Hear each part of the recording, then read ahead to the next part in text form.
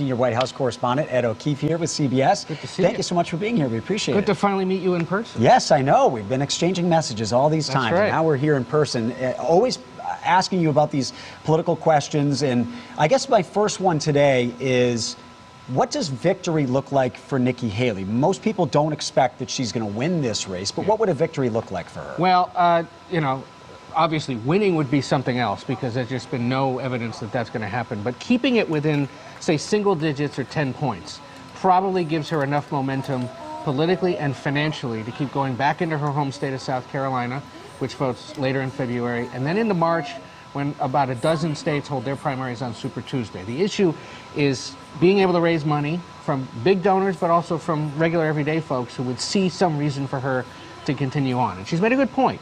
Only Iowa's voted. Another maybe 300,000 people will cast ballots today here in New Hampshire. That's not a lot of Americans, and more deserve a chance to weigh in.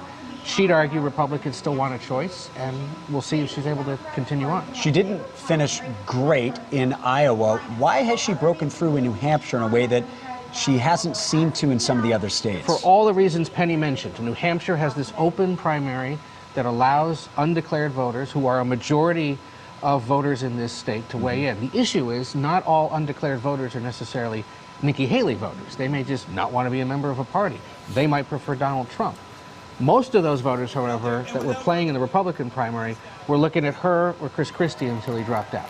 So we're looking to see tonight, was she able to get all of that support that was going to the New Jersey governor and help her stay close, if not somehow defeat the former president? And she's going to have to stay close. On the Democratic side, of course, President Biden's name is not on the ballot here. Dean Phillips, the congressman, has made a case that voters here should vote for him. But we've seen that grassroots movement to write in Joe Biden. What can we expect on the Democratic side? We expect that he will ultimately prevail despite the congressman's well-funded campaign. I was saying to you, only half-jokingly, I think Boston area TV viewers probably know Dean Phillips best more than any others in the country, simply because of all the advertising he's done here. Yeah, he outspent Biden here. He did. Yeah. And Biden's not playing because, in the view of the Democratic Party, South Carolina goes first. But if he's able to get more than 20% tonight, that was a good night for him, but it probably does nothing to stop President Biden from eventually becoming the Democratic nominee again. Oh, he is going to be keeping his eyes on this all day. Ed O'Keefe, senior White House correspondent, thank you so much. We really appreciate it.